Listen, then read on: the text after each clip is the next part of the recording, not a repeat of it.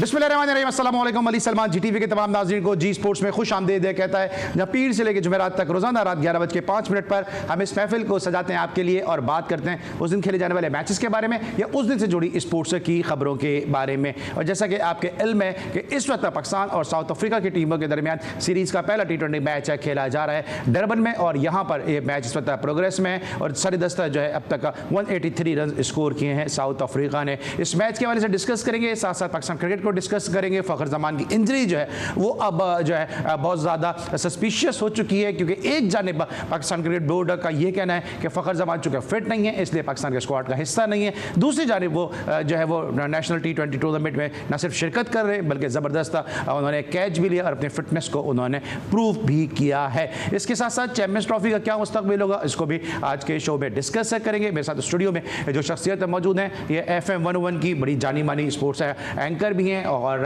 Sports का show बड़े अच्छे तरीके से होस्ट भी कर रही है, और साथ साथ जो इन्होंने GTV से बतौर एनालिस्ट अपना सफ़र शुरू किया उसमें भी कामयाबी के मनाजिल तय कर रही हैं। और इसके अलावा पाकिस्तान में बहुत कम ऐसी ख़वातीन हैं जो बड़ी कामयाबी के साथ अपना YouTube चैनल भी रन कर रही हैं और उस पर बड़ा ज़बरदस्त कंटेंट भी दे रही हैं। और उनके चैनल की ख़ास बात यह है कि ये अमूमन जो है ये पाकिस्तानी कंटेंट में बात करती हैं, अमूमन पाकिस्तानी स्पोर्ट्स के ऊपर बात करती हैं, ना सिर्फ क्रिकेट पे बात करती हैं बल्कि इसके साथ साथ जेवलिन, हॉकी, एथलेटिक्स, स्विमिंग और दीगर जितने भी खेल हैं उनको भी डिस्कस करती हैं। तो यकीनी तौर पे इस किस्म के लोगों को हमें सपोर्ट भी करना चाहिए और प्रमोट भी करना चाहिए।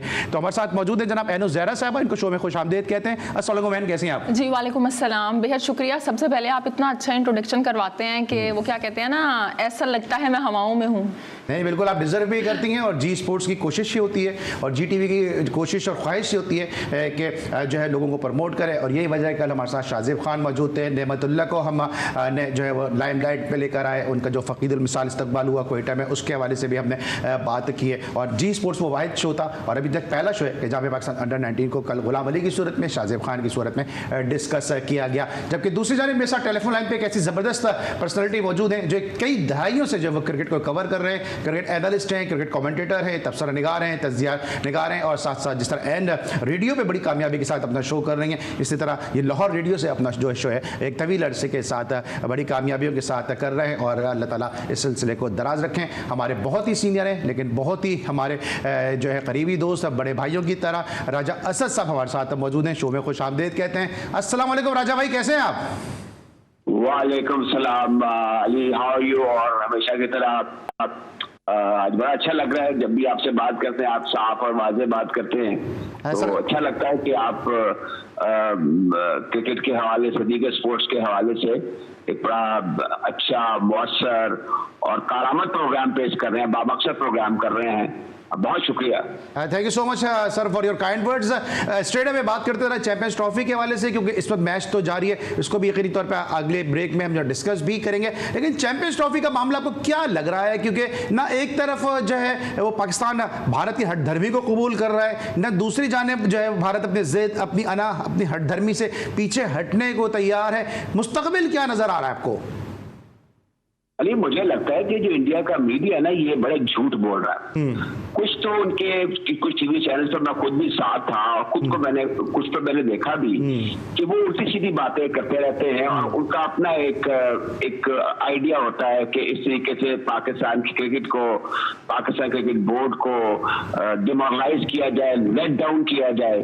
कोई बात देखे ना राजीव बिनी से हमने सुनी है, ना शुक्ला से सुनी है, ना जय शाह से सुनी है।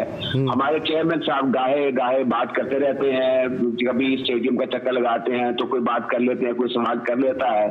पाकिस्तान का मुझे लगता है, देखिए प्राइम मिनिस्टर साहब ने भी वाज़ेह तौर पर कन्वे कर दिया, ऑफिशियली ये बात हम तक भी पहुंच चुकी है, आपको वापसी पहुंच चुकी है कि हमारा मौक़िफ़ यही है कि ये टू वे ट्रैफिक होना चाहिए। अगर India is not coming to Pakistan, ये हमेशा हमारी पार्टी स्पॉइल करते हैं और ये कुटी कर लेते हैं। और अब फिर इनका ये प्रोग्राम है कि पाकिस्तान, देखिए ज़का अशरफ साहब की कमजोरी कह लें या उनकी मसलम मिजाजी कह लीजिए कि उन्होंने कहा कि चले जी हम चले आते हैं इंडिया, लेकिन इसको कमजोरी बना लेना या इसको रेफरेंस बना लेना इज नॉट करेक्ट। अभी बड़ा हाई टाइम है, नाउ और नेवर। पाकिस्तान को अपना एक दो टॉप मौका पर इंडिया को बता भी दिया है, आईसीसी को भी बता दिया है। दूसरा, आईसीसी एक कानूनी बॉडी है, सिक्योरिटी बॉडी है, इसको ख्याल करना चाहिए कैसी ये फांसाजी हो रही है, और इसमें उसको लाउड एंड क्लियर अपना पॉइंट ऑफ व्यू एक स्टेटमेंट के लिए दे देना चाहिए, जो कि वो नहीं दे रही। अब दुनिया भर में हर जगह, चाहे वो इंग्लिस्तान हो जो कि तरक्की याफ्ता मुल्क है, न्यूजीलैंड हो, ऑस्ट्रेलिया हो, वहां पर पैसा बड़ा मैटर करता है। लेकिन ये नहीं होता कि आप एक मुल्क जो है इसका एक वोट है, लेकिन इंडिया का भी एक वोट है, आयरलैंड का भी एक वोट है, तो इस बुनियाद पर उसका कैश फ्लो है या वो प्लेयर्स को कोई इंसेंटिव देकर दूसरे बोर्ड्स को तरने वाला नहीं समझना चाहिए। और मेरे ख्याल है पाकिस्तान क्रिकेट बोर्ड का इंडियन वो जो एक मौक़िफ़ है इनका असूली और कानूनी भी। अब मुझे ये भी पता चला है कि पाकिस्तान क्रिकेट बोर्ड ने वो जो रिटर्न इनसे मांगा है आईसीसी के, बताया जाए कि क्या रीजन जिसकी वजह से इंडिया नहीं आता, वो एक लीगल डॉक्यूमेंट हो जाता है, तो उसमें आप कोर्ट ऑफ लॉ में जा सकते हैं, आप थ्रेड कर सकते हैं, लेकिन वो ऐसा कर नहीं है, हम फंसे हुए हैं। और मेरे ख्याल में जो मीडिया का हमारा रोल है वो दैट इज वेरी पॉजिटिव। हमें अपने क्रिकेट के साथ रहना है, हमें बैक करना है, उसके पीछे को भी बैक करना है, ताकि ये जो आप भी जाके मैचेस पे कवर करते हैं, आप भी कमेंट्री करते हैं, क्रिकेट हमारा होना बचाना है। हम चाहते हैं कि चैंपियंस ट्रॉफी पाकिस्तान में हो, हम चाहते हैं कि पाकिस्तान में टीमें आए और क्रिकेट हो, लेकिन not on the expense of integrity, गैरत और हमीयत और पैट्रियोटिज्म। उसकी बुनियाद पर तो जाहिर है कि हम क्रिकेट ना खेले भले, लेकिन ये चीजें जो है ये एटलीस्ट रहनी चाहिए। बिल्कुल सही है। हमें अपने मौके जो आईसीसी को वाजे कर देना चाहिए। ठीक है, बिल्कुल मौका आईसीसी को वाजे कर देना चाहिए। और इस बयान को लेके जो चेयरमैन क्रिकेट बोर्ड की जानिब से बयान आया, जो प्राइम मिनिस्टर ऑफ पाकिस्तान मियां शहबाज शरीफ साहब ने एक स्टेटमेंट दिया कि मोहसिन नकवी साहब को उन्होंने सपोर्ट किया है कि आपकी जो लाइन है कि आप इंडिया जाके नहीं खेलेंगे, तो यकीनी तौर पर इस पर हुकूमत की तायद भी जो है वो हासिल हो चुकी है। आपको लगता है एन कि अब इंडिया में भी सवाल से आवाज़ें उठ रही हैं? मैंने अपने गुज़िश्ता कई शोज़ में कहा कि लालू प्रसाद यादव के जो साहबजादे तेजस्वी यादव जो खुद भी जो प्लेयर हैं, उन्होंने भी इस हवाले से आवाज़ उठाई है। अब मदन लाल इस बहस में कूद पड़े और मदन लाल ने कहा कि पाकिस्तान को क्रिकेट खेलना चाहिए, क्रिकेट शुड नॉट स्टॉप। तो भाई आप हमें समझा रहे हैं क्रिकेट शुड नॉट स्टॉप, आप अपनी गवर्नमेंट को, अपने बीसीसीआई को क्यों नहीं समझा रहे क्रिकेट शुड नॉट स्टॉप और क्रिकेट होनी चाहिए, रादर देन इसके क्या पाकिस्तान को आगे समझा रहे हैं? जी देखिए, अभी क्या कहते हैं, असद साहब ने बड़ी अच्छी बात की यहाँ पे कि क्रिकेट भले आप ना खेलें लेकिन डिग्निटी पे आपको कंप्रोमाइज़ नहीं करना चाहिए। लेकिन ये डिग्निटी पे कंप्रोमाइज़ किया किसने था? एशिया कप हाइब्रिड मॉडल पे जो हुआ था वो किसने प्लान किया था? वो हमारे जो चेयरमैन थे नजम सेठी साहब, उन्होंने किया था ना। अगर आप उस वक्त अपनी डिग्निटी पे कंप्रोमाइज़ ना करते, चंद जो टॉफीज आपको मिली थी उन पे आप खुश ना होते, तो बात इस नहज पे नहीं आती। तो हमारे जो एक्स हम कह लें अनफॉर्चुनेटली जो भी करता धरता रहे हैं, उन्होंने पाकिस्तान के लिए सोचा ही नहीं है उस तरह से। वो बस अपने लिए ही जो उनको फॉर द टाइम बिंग ठीक लगा, जो सही लगा। आपको लगता है जो अभी जो आप बात कर रही हैं कि इसका जो फॉर्मर चेयरमैन गुजरे नजम सेठी साहब, जो बड़ा प्राउडली इस बात को कहते हैं कि जी हाइब्रिड मॉडल हमने जो है वो इंडिया को मजबूर किया, तो क्या इसके नुकसानात, इसके असरात, इसके मुज़म्मिरात अब पाकिस्तान क्रिकेट को फील हो रहे हैं? जी बिल्कुल, मैं यही कह रही हूँ कि तब इंडिया ने तो आपको नहीं कहा था ना कि आप हाइब्रिड मॉडल पे खेलें, उन्होंने तो जस्ट मना किया था।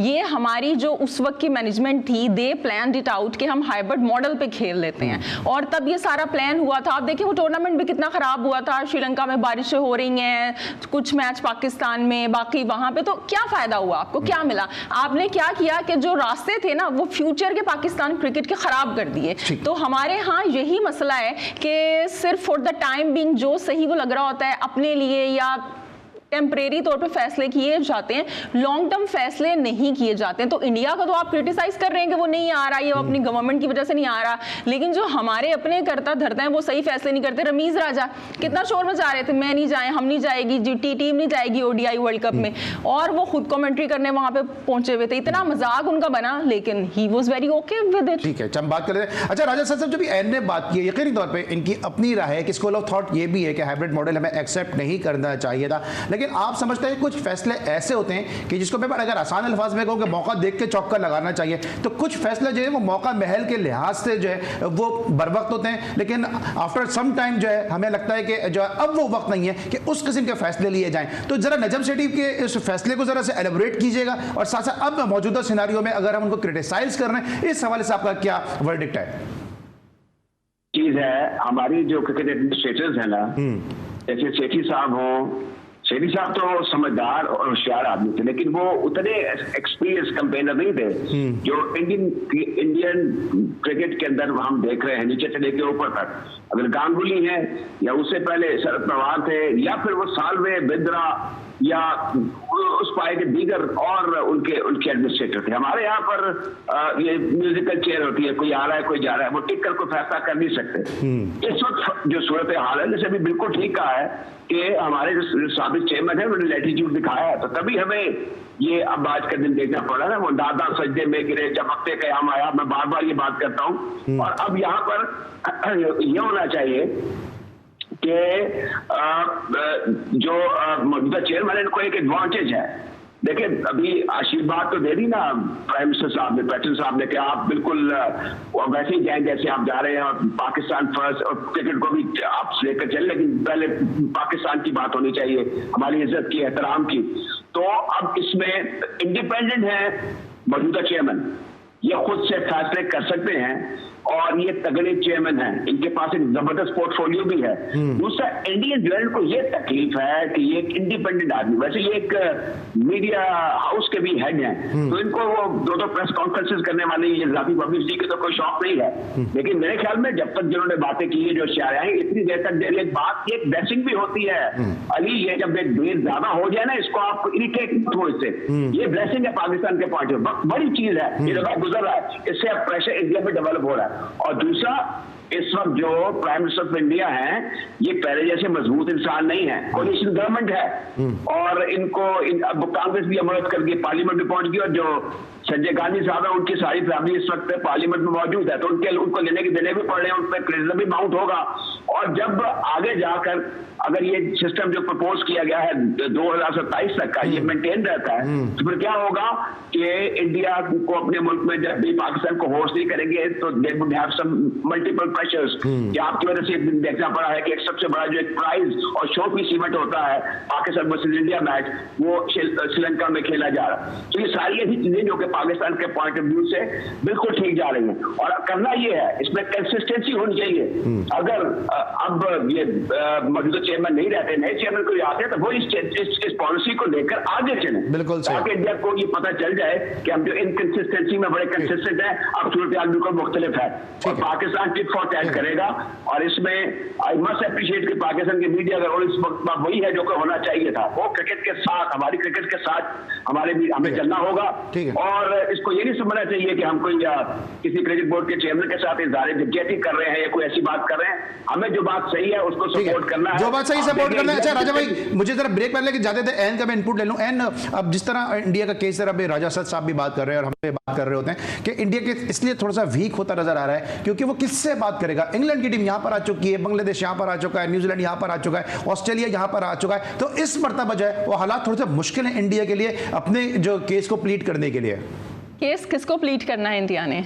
कौन है चेयरमैन? आईसीसी को बताना है ना, आईसीसी को कौन चला रहा है? जेशा चला रहे हैं। और अगर आप ये इंग्लैंड बोर्ड की बात कर रहे हैं, ऑस्ट्रेलिया की बात कर रहे हैं, वो बेशक पाकिस्तान आ चुके हैं, लेकिन जो इंग्लैंड का बोर्ड है उसकी आपने स्टेटमेंट सुनी होगी, उसकी स्टेटमेंट से पता चल रहा है कि उन्होंने कहा कि डोमेस्टिक खिलाड़ी अब जो हमारी क्रिकेट है वो खेलेंगे, कोई लीग खेलने की इजाजत वो नहीं है, including PSL।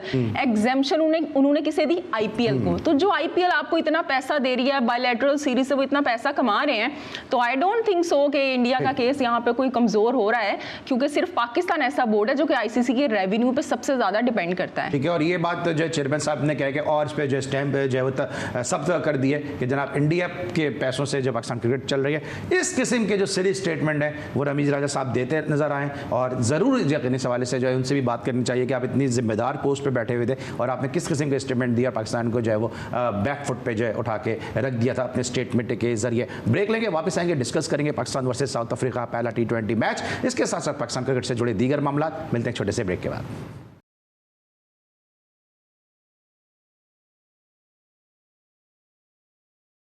Welcome back after the break. और ब्रेक पर जाने से पहले हम चैंपियंस ट्रॉफी को डिस्कस कर रहे थे, लेकिन डरबन में जो T20 मैच है खेला जा रहा है, इस मैच को अब डिस्कस करेंगे कि जहाँ पे साउथ अफ्रीका ने पहले बैटिंग की है और क्या किया। उन्होंने अपनी पहली बैटिंग के दौरान आपको टेम्पलेट दिखाएंगे अब तक की इस मैच की समरी कि इस मैच में क्या रहा। इस वक्त आपके सामने स्क्रीन पर मौजूद है जना कि साउथ अफ्रीका ने 183 किए 9 विकेटों के नुकसान पर। मिलर ने जो है बड़ी ज़बरदस्त परफॉर्मेंस का मुजाहरा किया। उन्होंने जो है लॉफ्टेड स्ट्रोक खेले, 4 छक्के 3 चौके उनके स्कोर में शामिल हैं। इसके अलावा जॉर्ज लिंडे 48 रन बनाने में कामयाब रहे और मफाका ने 12 रन स्कोर किए, जबकि 3 विकेटें हासिल की हैं शाहिन शाह अफरीदी और अबरार अहमद ने। और जवाब में पाकिस्तान ने अब तक 16 रन स्कोर किए हैं। उसका एक खिलाड़ी आउट हुआ और आउट होने वाले खिलाड़ी थे बाबर आजम, जो बगैर कोई रन बनाए अब से थोड़ी देर पहले बाउंड्री लाइन पर कैच आउट हुए। और आज ये कहा जा रहा था कि बाबर आजम शायद इस मैच में मजीद 40 रन करके जो 4231 रन का T20 में सबसे ज़्यादा रन बनाने का रिकॉर्ड है रोहित शर्मा को, उसको ब्रेक कर दें, लेकिन बाबर आजम इस मैच में नाकाम हुए। एनो ज़रा से आगाज़ करेंगे। राजा असद साहब भी हमारे साथ टेलीफोन लाइन पर मौजूद हैं। एंड सबसे पहले तो अगर मैं इस मैच को डिस्कस करूं तो हम सलमान आगा की बहुत ज़्यादा बात कर रहे थे। उनको पाकिस्तान क्रिकेट बोर्ड ने वाइस कैप्टन भी बनाया।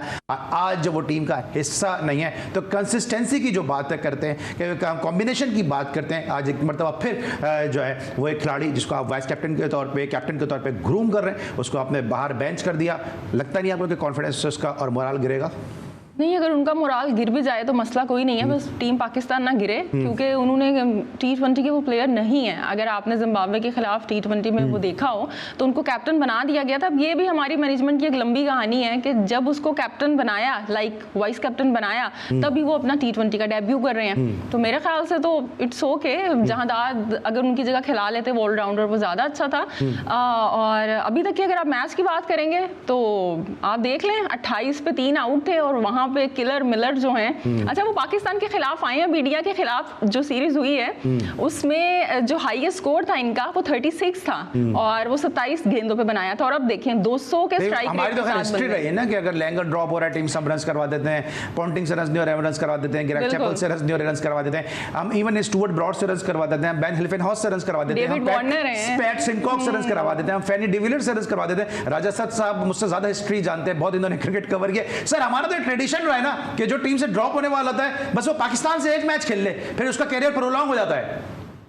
दिलचस्प बात कर रहे हैं आप। बात ये है कि आज भी देखें मुझे कप्तानी में बड़ा सुकून नजर आया। ये जो 9 विकेट की रफाकत हुई है जिसमें 42 रन बन गए, वो अवॉइड की जा सकती थी। फिर आखिरी ओवर भी आपने स्पिनर से करा लिया, उसको पहले आप कंज्यूम करवा सकते, सबके 4 ओवर आपने मुकम्मल करा लिया, तो स्पिनर का क्यों नहीं करवाया आपने? इनको ऊपर एडजस्ट कर लेते और एक फास्ट बॉलर को हारिस रऊफ के या किसी के भी एक फास्ट बॉलर के आप ओवर बचा रहे, उसको सीधे चक्के कम लगते हैं। तो मुझे एक तो कप्तानी का था, दूसरा जो वाइस कप्तानी के बारे में बिल्कुल आपने सही कहा है कि वो चुनकर ऐसा खिलाड़ी जो है वाइस कप्तान मुकर्रर किया जाता है जिसकी ऑटोमेटिक सिलेक्शन हो, उसको आप कप्तान के तौर पे बना रहे होते हैं, संवार रहे होते हैं। तो ऐसे नहीं होता कि उसको आप स्टेट में पहले मैच में ड्रॉप कर दें। अब मुझे ये भी स्ट्रैटेजी समझ में नहीं आई। ये बात एक जब कप्तान भी होता है वो ऑटोमेटिक सिलेक्शन, या तो माइक बिरले जैसा कप्तान हो, वैसा तो था नहीं। अब मैंने सलमान अली यादव को वैसे दूर से देखा हुआ, एटीट्यूड देखा हुआ है, वो एक संजीदा क्रिकेटर हैं, यूजफुल क्रिकेटर हैं और वो बड़े अच्छे क्रिकेटर में तब्दील हो सकते हैं, लेकिन इसका बड़ा इन्हिसार इर्द गिर्द के माहौल पर होता है। अब ये जिस तरीके से हेड कोच या कप्तान को ट्रीट कर रहे हैं, खास तौर पर कप्तान की बड़ी न्यूसेंस होती है। आपको याद होगा कि कैसे तक कर रिजवान खुद भी इसका शिकार रहे हैं। इनको इंग्लैंड भी नहीं लेके गए थे, मतलब बाबर आजम सॉरी सरफराज, क्योंकि ये पता नहीं क्या खर्चे होते हैं, कहीं ऐसा ना हो जाए, कहीं वैसा ना हो जाए, तो ये कि कप्तान बन के मेरे ऊपर ना मुसलत हो जाए, ये बातें हो सकती हैं। तो क्या सलमान आगा का जो ड्रॉप होना है आज, वो भी इसी बात का शाखसाना हो सकता है या अंदेशा हो सकता है कि वो कैप्टन के तौर पे ग्रूम हो रहे हैं, वनडे में टेस्ट में उनकी परफॉर्मेंस अच्छी है, एक मौका मिला और पहले ही मैच में उनको ड्रॉप कर दिया? ये मुझे वैसे अजीब सा लगा। मैंने वैसे ही एक केस के अल्लाह करे ऐसा ना हो, क्योंकि ये भी हो सकता है कि इनको कोई फिटनेस का इशू हो या हेड कोच ने या फिर कप्तान ने खुद देखा हो कि नेट पे ठीक नहीं खेल रहे या इस मैच में बेहतर कॉम्बिनेशन की जरूरत है, लेकिन ये कोई तुक नजर नहीं आ रहा मुझे। वो एक संजीदा क्रिकेटर है और वो बहुत बैट एंड बॉल वो एक्सेल कर सकते थे और आपकी एक इजाफी बैट्समैन, एक इजाफी बॉलर मिल जाता। और हमारा तो ये एक इशू है कि हम 20 ओवर में मुकम्मल नहीं खेलते और आज जिस तरीके से टैकल किया गया है, देखिए ये बेहतर होता कि ये स्कोर 160 के नीचे हम उनको मंडल आउट करते हैं, इसके बार बार मौके पर उतरे। अभी हमारी पार्टिसिपेंट कह रहे थे कि 28 पर 3 आउट हो गए, जहां बजा विकेट गिरी, ऊपर तले विकेट गिरी, और आखिरी वक्त तक आपस मौका था कि आप उनको 160 से नीचे आउट कर लेते। लेकिन सर एक तरफ जब 183 का टारगेट है तो क्या बाबर आजम का ओपन आना बनता था? ये मैं इसलिए बात नहीं कर रहा हूं कि वो आउट हो गए, मैं ये बात इसलिए कह रहा हूं कि हम सबको पता है बाबर आजम टेक्स टाइम, तो क्या बाबर आजम का आना बनता था? क्योंकि अभी रमीज राजा साहब फिर वो बाबर नामा पढ़ते हुए नजर आ रहे हैं। अभी उनका एक स्टेटमेंट भी आया ड्यूरिंग द कमेंट्री, भी उन्होंने कहा कि Pakistan cricket is in the right direction, Pakistan core is right, और इस तरह की बातें वो कमेंट्री में भी कर रहे हैं कि बाबर नामा वो पढ़ते नजर आ रहे हैं। तो आपको लगता है कि बाबर का आना बनता था? साइन जैसे प्लेयर को आपने फिर नीचे कर दिया है, कंसिस्टेंसी तो फिर नजर नहीं आ रही है आपके डिसीजन में। ये अली, अगर जो 20 ओवर है ना, इसमें देखें आप पे प्रेशर कोई नहीं होता, आपने मारना है।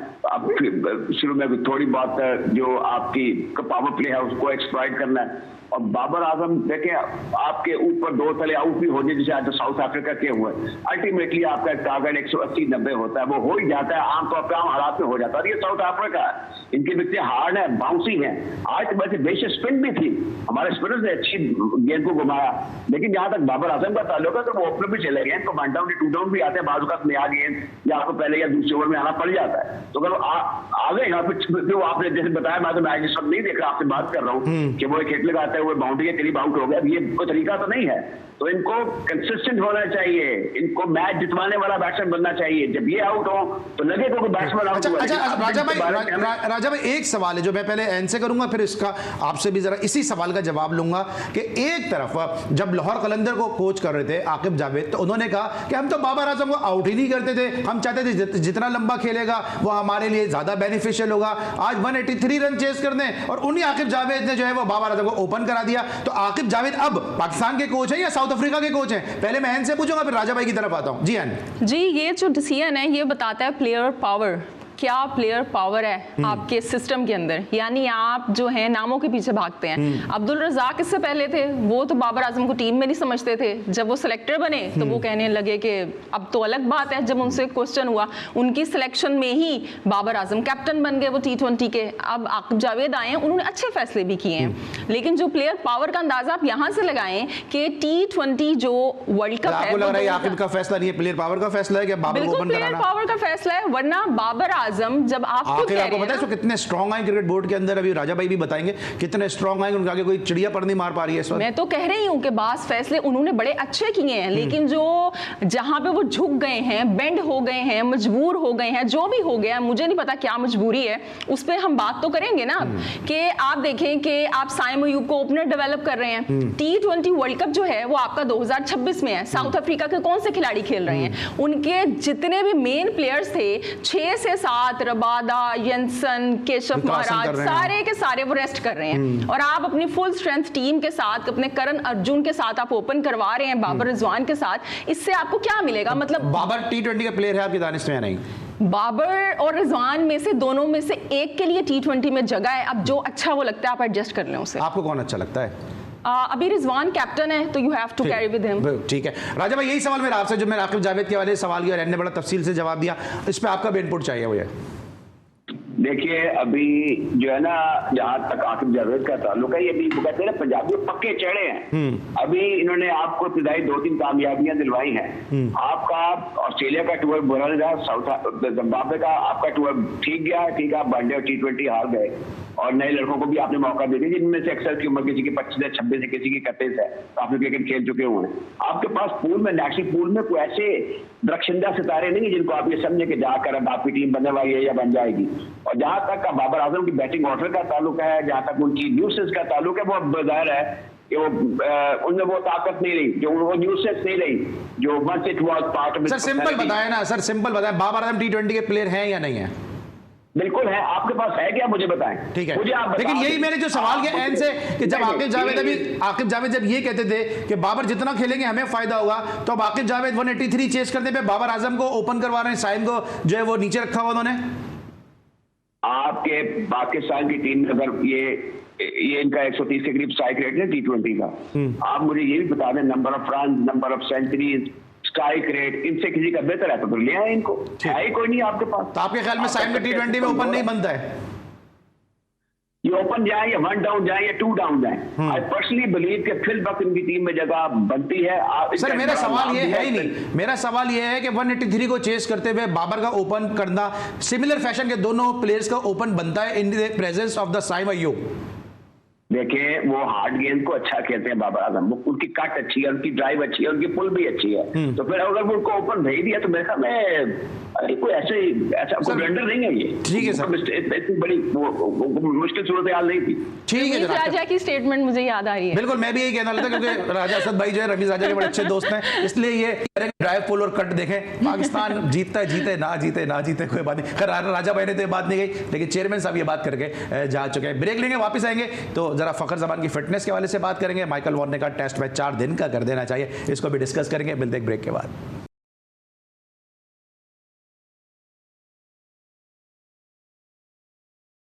Welcome back after the break. और ब्रेक पर जाने से पहले हम डिस्कस करते हैं Pakistan versus South Africa match को, कि जहां पे पाकिस्तान ने स्ट्रगल की और पाकिस्तान जो है जिस वक्त इब्तदाई जो उसके बैट्समैन है वो जल्दी आउट भी हुए हैं। लेकिन साथ साथ जी स्पोर्ट्स की कोशिश ये होती है कि जहाँ जहाँ स्पोर्ट्स हो उसको हम डिस्कस करें, ग्रास रूट स्पोर्ट्स को डिस्कस करें। यही वजह है कि जी स्पोर्ट्स की जो असल वजह शोहरत है वो यही है कि हम जो है ग्रास रूट स्पोर्ट्स को जो है वो लाइम लाइट पर लेकर आते हैं। वो प्लेयर जो सिलाई और सताइश की तमन्ना के बगैर परफॉर्मेंस देते हैं उनको हम वो स्क्रीन देते हैं जिससे उनकी परफॉर्मेंस जो है वो हाईलाइट हो। एक टूर्नामेंट खेला गया जना, मदर टीसा क्रिकेट टूर्नामेंट, जो क्रिश्चियन कम्युनिटी की टीमों के दरमियान कोयटा में खेला गया। इस हवाले से हम आपको प्रोग्राम के बिल्कुल एंड में एक रिपोर्ट भी दिखाएंगे कि जहां पे अफशा क्रिकेट क्लब ने क्रिश्चियन कंबाइंड की टीम को शिकस्त दे दी है। इस टूर्नामेंट का इनॉग्रल जो मैच था उसके हवाले से भी हमने रिपोर्ट तैयार की थी मुदस्सिर महमूद ने, और आज भी जो फाइनल मैच खेला गया इस हवाले से भी हम आपको अपडेट करेंगे। लेकिन बात हम कर रहे हैं जना पाकिस्तान क्रिकेट की, और एनु जहरा हमारे साथ मौजूद है। डोमेस्टिक पे इनकी भी बड़ी गहरी निगाह है। फखर जमान का क्या मसला है ये समझ नहीं आ रहा कि फखर जमान की तरफ जो कहते हैं कि जनाब उनकी फिटनेस नहीं है, दूसरी तरफ वो बड़े ज़बरदस्त कैचेस लेते नजर आ रहे हैं हमें डोमेस्टिक T20 में। इसी तरह हमने माजी में यासिर शाह के लिए देखा था कि वो उनके लिए कहा जा रहा था कि उनकी फिटनेस नहीं है और वो डोमेस्टिक में आउट पे आउट कर रहे थे। एंड क्या मसला लग रहा है, वो लग रहा है आपको कि जो ट्वीट बाबर आजम के लिए किया वो वजह बनी है, और साथ साथ फखर जमान ने जो आवाज़ उठाई थी NOCs के हवाले से लीक के, वो जो है वो उनको पाकिस्तान टीम से ड्रॉप कर गई। अच्छा अली, यहाँ पे आप और हम तो खाली उनकी फिटनेस की बात कर रहे हैं ना, लेकिन आज मोहम्मद रिजवान ने जब प्रेस कॉन्फ्रेंस की तो उन्होंने बताया है कि फखर जमान को कोई डिजीज है, कोई बीमारी है कि जिसका हमें नहीं पता, तो इस वजह से वो नहीं खेल पा रहे हैं। तो अब मुझे ये कौन सी बीमारी है, वो कौन सी बीमारी है जो पिंडी स्टेडियम में वो बीमारी फैल नहीं सकती है, साउथ अफ्रीका में जाके वो बीमारी वायरल हो जाएगी। जी आप देखें कैसी आपने बात यहाँ पे पिक की कि दिल की बात आपने कही कि ऐसी कौन सी बीमारी है कि वो डोमेस्टिक तो खेल रहे हैं, वहां पे कैचेस पकड़ रहे हैं। आज भी उन्होंने मैच में 2 या 3 कैचेस पकड़े हैं, उससे पहले भी रन भी बनाए, और वो इंटरनेशनल में आएंगे तो वो फैल जाएगी। अब ये तो मोहम्मद रिजवान बता सकते हैं, या उस्मान वाला बता सकते हैं, या आकिब जावेद। एक चीज मैं आपको बड़े मजे की बता सकता हूं आपको और आपके नाजरीन को, कि आप जो केस ये बिल्डअप कर रहे हैं ना, पीसीबी से मैं बात कर रहा हूं, पीसीबी मेरा शो यकीनी तौर पे देखती है, कल गुलाम अली वाला शो भी उन्होंने बड़े गौर से देखा था। तो एक और चीज बताता हूं कि इस पे भी जरूर एक्शन लीजिएगा कि फखर जमान और जो बाबर आजम है ये कितने करीबी दोस्त हैं कि आज वो 0 पर आउट हुए, Babar Azam against south Africa, और फखर जमान डोमेस्टिक में 0 पर आउट हुए। इस हवाले से इंक्वायरी जरूर पीसीबी कीजिएगा, और ये दोनों कैच आउट भी हुए तो जरूर इस हवाले से इन्वेस्टिगेशन कीजिएगा ये क्या चल रहा है इन दोनों के दरमियान। तो ये एक और केस बन जाएगा फखर जमान को ड्रॉप करने के लिए। राजा भाई ये मैंने एक और केस दे दिया है पीसीबी को कि जरा इन्वेस्टिगेशन करें कि इधर अगर फखर 0 पर आउट हो रहा है तो यहाँ पे जो है बाबर भी 0 पर आउट हो गया। ये कैसी दोस्ती निभा रहे हैं दोनों? अच्छा ये इंटरेस्टिंग बात है, ये जो आपने बात की है ना, ये बड़ा पर्टिनेंट क्वेश्चन है। इसमें देखें जब कोई प्लेयर अनफिट होता है या कोई डिसिप्लिनरी ग्राउंड्स पर उसके खिलाफ एक्शन लिया जाता है, चेयरमैन साहब ने कह दिया था कि इन्होंने एक ट्वीट किया है और कुछ खबरें भी लीक आउट की, उनको नहीं करना चाहिए था, आप कॉन्ट्रैक्टेड है ऐसे काम मत करें। लेकिन बीमारी के हवाले से जो अब आवाम पैदा किया जा रहा है, मैंने भी वो स्टेटमेंट देखी है रिजवान की जिसमें उन्होंने कहा है कि वो बीमार है, कि कुछ बीमारी का उन्होंने जिक्र भी किया, लेकिन ये कैसी बीमारी है इसके बारे में पीसीबी का जो मेडिकल बोर्ड है उसको एक हेल्थ बुलेटिन टाइप किस्म का जारी करना चाहिए कि कोई इस नौयत की बीमारी है। सर मुझे एक बात बताएं, मेरे पास 2 से 3 मिनट है राजा भाई, 2 से 3 मिनट है। एक बीमारी होती है कि आदमी आईसीयू से उठ के खेल लेता है, और एक बीमारी है कि उस बीमारी में डोमेस्टिक खेल सकता है, इंटरनेशनल नहीं खेल सकता।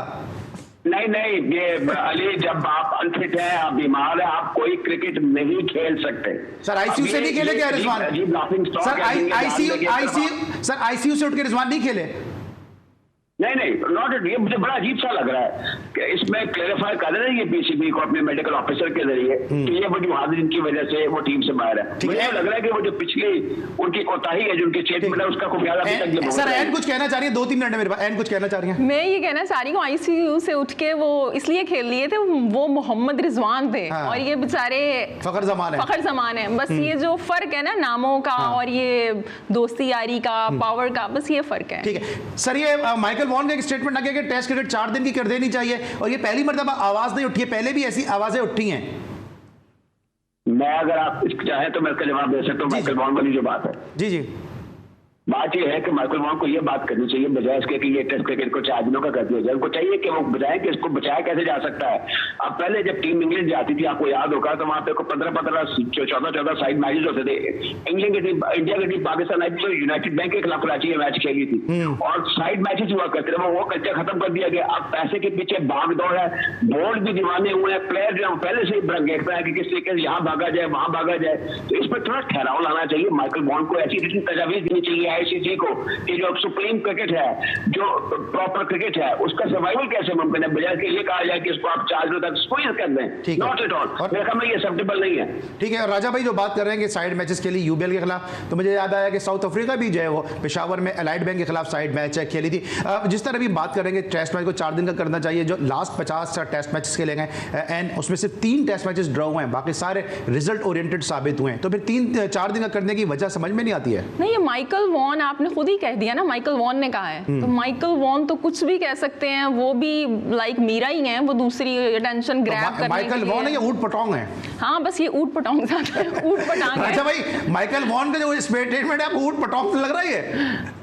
नहीं देखिए, ये हो गए नासिर हुसैन हो गए, अथर्टन हो गए, ये अक्सर औकात बात ठीक करते हैं। हाँ। लेकिन ये पता नहीं बात औकात हवा का रुख देख लेते हैं। अब देख रहे हैं कि आईपीएल है, अगर उस किस्म की बात की जाए जो कि मनी ओरिएंटेड हो, जो क्विक क्रिकेट के मुतालिक हो, जो व्हाइट बॉल क्रिकेट के मुतालिक हो, ऐसी बात की जाए। हालांकि इनको नहीं करनी चाहिए। इनका जो मुल्क है ये मुय्यद है, फाउंडर है टेस्ट क्रिकेट का। इनके दरमियान 1877 में पहला टेस्ट मैच होता है ऑस्ट्रेलिया के खिलाफ, तो इनको तो उसको बचाना चाहिए, उसके लिए इकदाम पर जोर देने चाहिए। मुझे अब ये आपको मैं बता रहा हूँ बात कि आईसीसी में बात चल रही है कि एक फंड कायम किया जाए और जो टेस्ट क्रिकेट खेलने वाले खिलाड़ी हैं उनको भी अब लाखों रुपए दिए जाएं T20 क्रिकेट की तरह, ताकि वो इस खेल को सीरियसली ले और अपने मुल्क को रिप्रेजेंट करें। तो उसके बचाव के लिए कुछ प्रपोजल अंडर कंसिडरेशन है at the high office of the chairman ICC. ठीक है sir, thank you so much and thank you so much राजा साहब, हमारे साथ आप शो का हिस्सा थे। आज हमने पाकिस्तान क्रिकेट को डिस्कस किया, लेकिन जी स्पोर्ट्स का खासा ये भी है कि जी स्पोर्ट्स ग्रास रूट स्पोर्ट्स को भी कवर करता है और यही वजह है कि गुज़िश्ता चंद हफ्ते कबल जो है वो